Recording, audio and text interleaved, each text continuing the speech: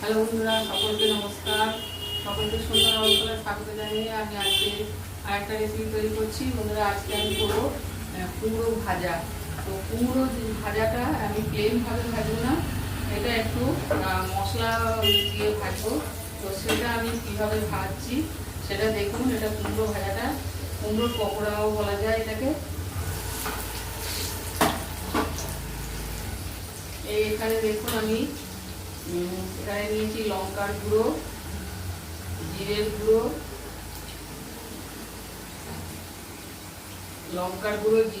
গোলমরিচের গুঁড়ো, আর এটা হচ্ছে চাট মশলার গুঁড়ো। এর সাথে আমি একটুখানি বেসন দিচ্ছি, 1 চামচের মতো বেসন দিলাম।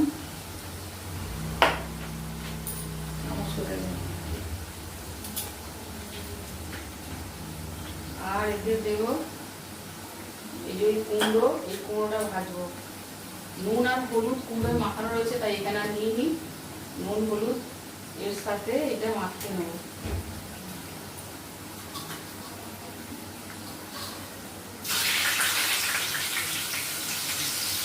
আর এটা 1 চামচের মতো ময়দা এতে দিয়ে দেবো।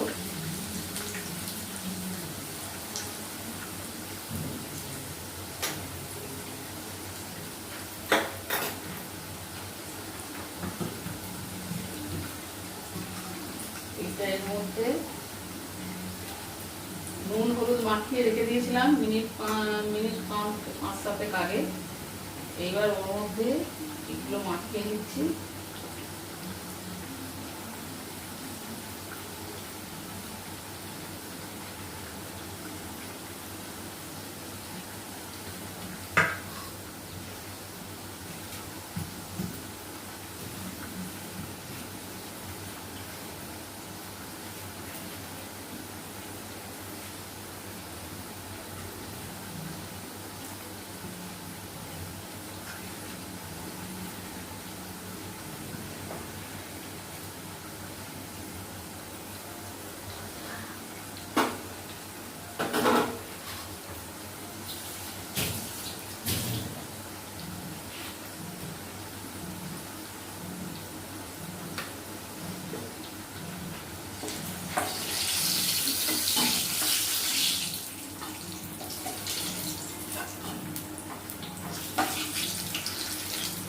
পিস এমনি ভেজেছি।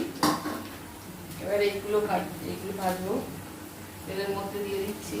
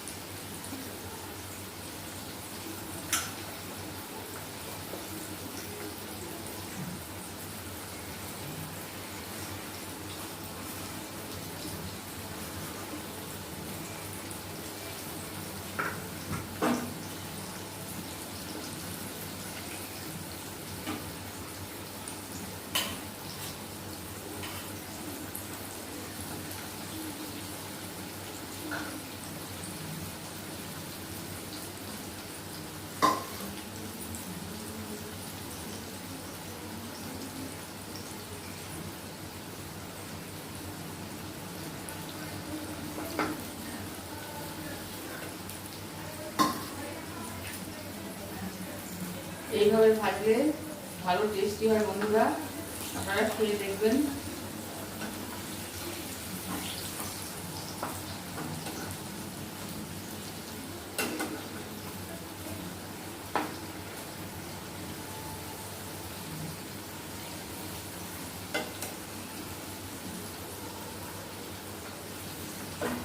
এইভাবে যেমন আলুর সাথে মাখিয়েও এইভাবে ভাজলে আলুটাও খুব ভালো হয় খেতে, তেমনি এটাও সেই আলুর মতো আলু ফিঙ্গার যেরকম ভাবে করা হয় এটা সেইভাবেও ভাজলেও দারুণ লাগবে।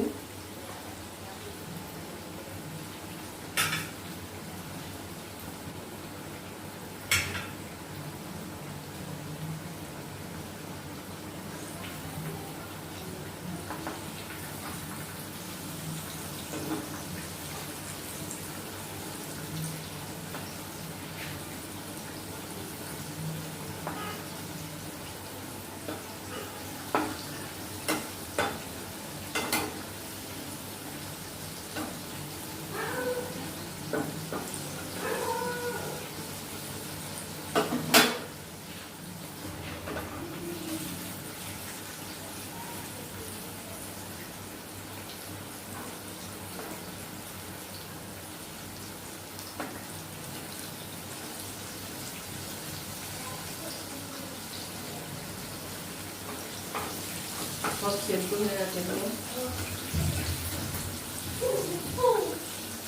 আস্তে অন করা অন করা।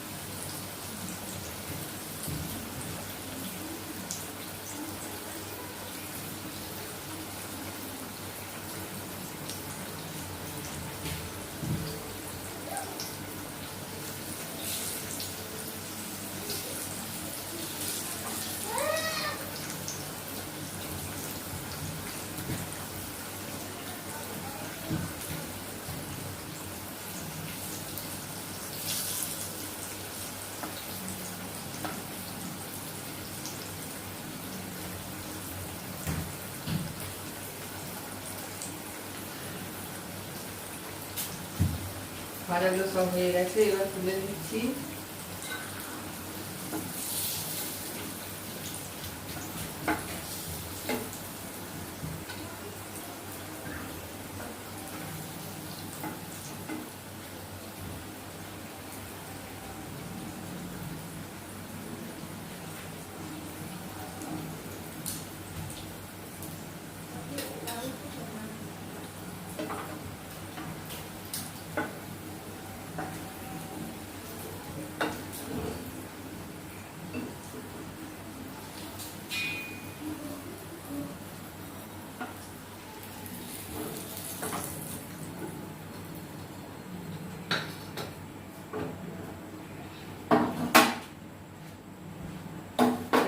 বন্ধুরা ভাজা হয়ে গেল, কটা বেগুন ভাজবো, বেগুনগুলো তুলে দিচ্ছি।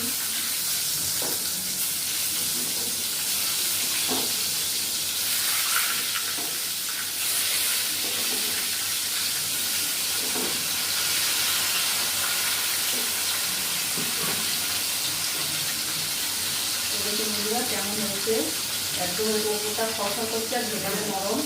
এটা শুধু চায়ের সাথেও খেতে পারবেন, ভাত রুটি পরোটার সাথেও খেতে পারবেন, ভাতের সঙ্গেও খাওয়া যাবে। আর এটা শুধু চায়ের সাথেও খাওয়া যাবে, সব দিয়ে খাবো মনে করলে এটা সব দিয়েও খাওয়া যাবে, দারুণ খেতে হয় বন্ধুরা। এইভাবে এমনি পুরো ভাজা আমরা সবসময় খেয়েছি, কুমড়ো বেগুন ভাজা, কুমড়ো নিম পাতা ভাজা, তো এইভাবে একবার ভাজা করে খাবেন। আবার এর মধ্যে যদি একটু পোস্ত দিয়ে দেন, ওই যে মশলাটা ময়দার সাথে সব মশলাটা একসাথে মেখে নিয়ে, লবণ দিয়ে ওটা মেখে নিয়ে, আর ওটা একটু পোস্ত হাফ চামচ দিয়ে ওটা ভালো করে মেখে নিয়ে, আর এর সাথে একসাথে যেরকমভাবে ভাজলাম মেখে, সেটাও ভালো হবে বন্ধুরা। তো কেমন লাগলো অবশ্যই জানাবেন, লাইক শেয়ার কমেন্ট করতে ভুলবেন না। আর সন্ধ্যার অনুষ্ঠান চ্যানেলটিকে সাবস্ক্রাইব করবেন বন্ধুরা। আজকের মতো রাখছি, আবার দেখা হবে অন্য কোনো ভিডিও নিয়ে।